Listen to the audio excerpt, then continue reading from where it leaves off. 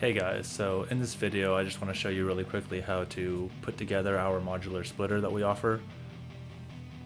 In the package you will receive something like this where it's just a strip of vinyl, but the idea is just to line up the center of the vinyl with the center of the splitter there where the line is between the two halves, so that when you put the piece on the center you can see that the Variant Aero logo will shine through. So you can see here these 4 smaller holes.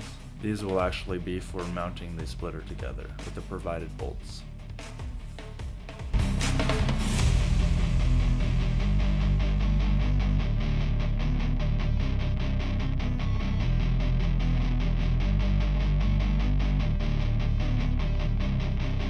And just like that, it's put together.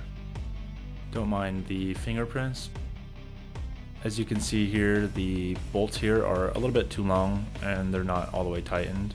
This video is just for reference.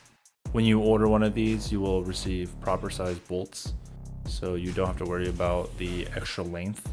You will also receive a link to instructions.